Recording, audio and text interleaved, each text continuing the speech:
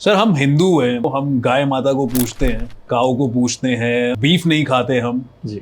मोदी जी भी इसी का प्रचार करते हैं सर हम्म। कि बीफ नहीं खाना चाहिए और गायों को नहीं काटना चाहिए, भैंसों को नहीं काटना चाहिए। बट सर इसका क्या जवाब है आपके पास कि मोदी जी ने एक बीफ एक्सपोर्टर कंपनी से 5 करोड़ रुपए लिया? देखिए, पहले तो ना मैं आपके जो क्वेश्चंस हैं they are what people are talking popularly, right? उसमें थोड़ा सा ना मिसरिप्रेजेंटेशन है, लेकिन अच्छी बात है कि आप पूछ रहे हैं क्योंकि लोगों को वही पता है। You are talking normally the public. Sir मैं लोगों के हाँ बिल्कुल, लोगों के पॉइंट ऑफ व्यू से पूछ रहा हूं, मैनिफेस्टिंग द पब्लिक सेंटिमेंट, जो अच्छी बात भी है। देखिए, भारत में गौ रक्षा होनी चाहिए, ऐसा भारत के संविधान में लिखा है ना? डायरेक्टिव जो गाइडलाइंस है उसमें लिखा है। यानी जो संविधान के निर्माता थे उनको भी पता था कि भारत के जीवन में, भारत के मानस में गाय का कितना मूल्य है। आप पूजाओं में बैठे होंगे जी, आप किसी के जन्म की पूजा में बैठिए, किसी के नामकरण की पूजा में बैठिए, किसी के अक्षराभ्यास की पूजा में बैठिए, किसी के मृत्यु की पूजा में बैठिए, सब में गाय है। सब में गाय को रोटी खिलानी है, किसी में गाय को तिलक लगाना है, किसी में गाय की पूजा करनी है, किसी में गाय की सेवा करनी है।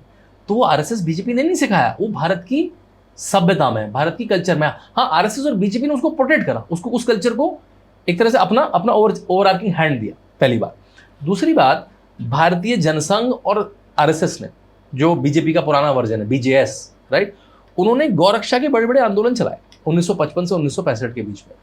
और वो आंदोलन इतने बड़े हो गए कि वो शायद कांग्रेस की सरकारें हिला देते। कि पहले तो सारी सरकारें कांग्रेस की हुआ करती थी पूरे भारत में, स्टेट गवर्नमेंट, सेंट्रल गवर्नमेंट भी और स्टेट गवर्नमेंट भी 77 में पहली बार बदली। तो नेहरू जी बड़े चालाक थे, he was politically very astute. उन्होंने क्या करा, देखिए आप बहुत बड़ा आंदोलन कर रहे हो, जिस टॉपिक पे आंदोलन कर रहे हो उसके अगर मैं फेवर में लॉ बना दूं, आपका आंदोलन तो खत्म। आपके तो आपने आंदोलन करा मैंने, तो उन्होंने सारी स्टेट गवर्नमेंट से काऊ प्रोटेक्शन के लॉज बनवा दिए।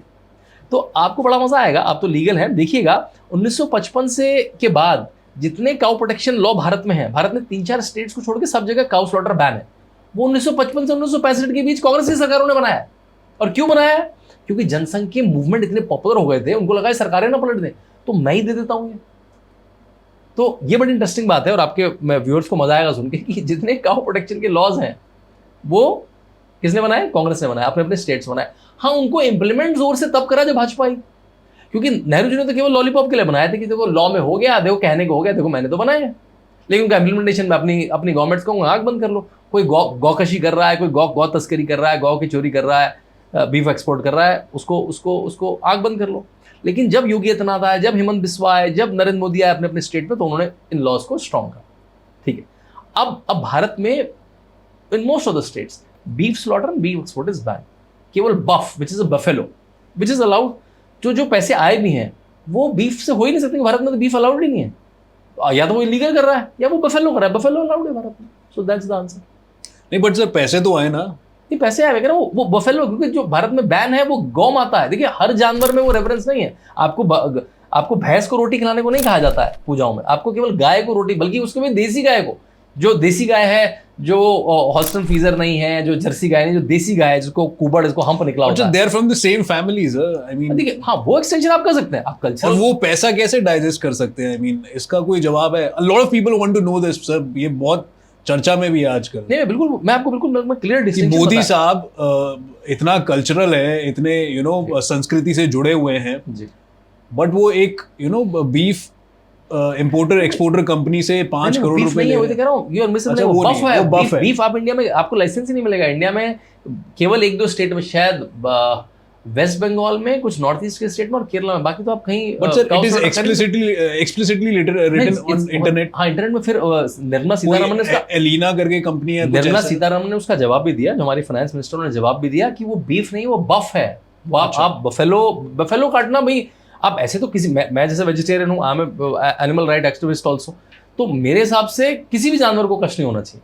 हाँ, लेकिन लॉ नहीं है, लॉ ऑफ द लैंड केवल गाय के अराउंड है।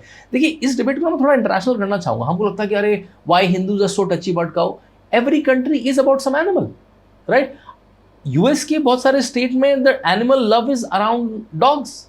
यूके, बिकॉज यूके में इंडस्ट्रियल रिवोल्यूशन बहुत इंपॉर्टेंट चीज है, और वहाँ पे हॉर्स, क्योंकि हॉर्स से कार्ट चलती थी, हॉर्स से इंडस्ट्री चलती थी, बल्कि हमारी जो गाड़ियाँ उनकी पावर भी हॉर्स पावर से नापते हैं। वहाँ horse become a very dear animal, right? अगर वो प्यार करें जानवरों से तो प्यार है, हम जानवरों से करें तो हम क्रिमिनल हो जाते हैं।